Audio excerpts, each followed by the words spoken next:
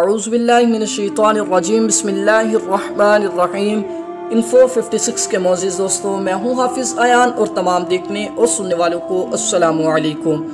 दोस्तों, आज की वीडियो का हमारा मौज़ू उन वालिदैन के लिए है जो अपने बच्चों को कामयाब देखना चाहते हैं। अपने बच्चे को अपनी मालूमात, अपने तजर्बातों, मुशाहदात तक महदूद ना कीजिए। आपका बच्चा अगले दौर की पैदावार है। अल्लाह ताला ने कायनात का निज़ाम चलाने के लिए कुछ कानून और ज़ाब्ते बनाए हैं। ये कवानीन हर एक पर यकसा लागू होते हैं। अल्लाह ताला के बनाए हुए उसूल नहीं बदल सकते। हमें ख़ुद को इन कायनाती कवानीन के मुताबिक डालना होगा। इन कायनाती कवानीन में से एक तवक्को का कानून है। आप यकीनन कायद-ए-आज़म मोहम्मद अली जिन्ना से तो वाकिफ़ हैं। इनकी अजीम ज़िंदगी की अज़मत की कहानी इनकी वालिदा मोहतरमा की तवक्कुआत के मरहून मिन्नत है। वालिदा की उम्मीदों और नेक तमन्नाओं ने बज़ाहिर कुन ज़हन गोलियाँ और क्रिकेट खेलने वाले एक नौउम्र बच्चे के दिमाग में ये बात बिठा दी थी कि उसे कारज़ारे हस्ती में कारहाय नुमाया सर अंजाम देने हैं। इसे बड़ा आदमी बनना है और अपना और अपने आबाओ इजदाद का नाम रोशन करना है। ये ख्याल जहन में बिठाने के बाद मोहम्मद अली जिन्ना की वालिदा को यकीन था कि इनका बच्चा आम बच्चों की तरह नहीं है, बल्कि वो बड़ा होकर कुछ बड़ा करेगा। मोहम्मद अली जिन्ना ने अपनी वालिदा के ख्वाब को तबीर बख्शी और मुसलमानों के लिए एक अलहदा वतन के तसव्वुर को अमली जामा पहनाकर कारहाय नुमाया सर अंजाम दिया।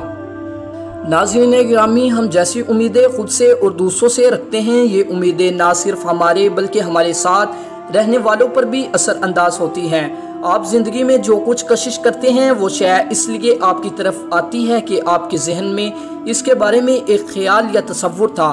बस जो कुछ आप दूसरों के मुतल्लिक सोचते हैं, बिलखुसूस अपने बच्चों के बारे में, वही आपके बच्चों में आता है। एक हदीस के का मफहूम है कि नेक गुमान रखना इबादत है।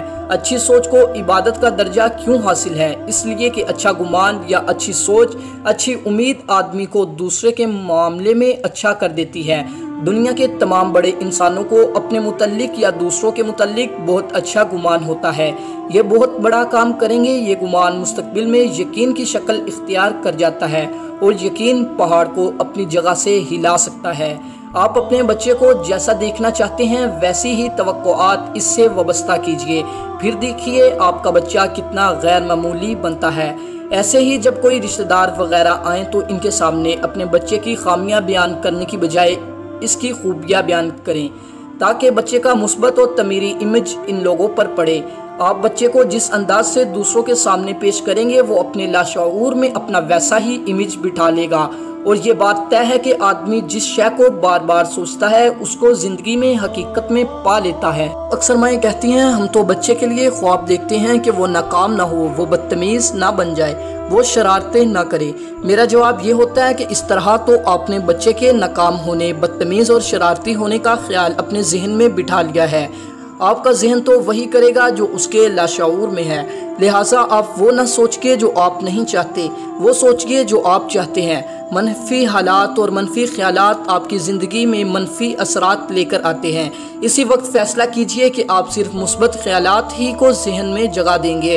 अमूमन वालिदैन अपने बच्चों के साथ जो मामलात करते हैं, बच्चों पर उनके वालिदैन जितनी ज़्यादा तवज्जो देते हैं, बच्चों में आगे बढ़ने का जज्बा इतना ही ज़्यादा परवान चढ़ता है। बहुत से वालिदैन ये बात समझते हैं मगर अपने बच्चों पर जिस मेयार की तवज्जो दरकार है वो नहीं देते।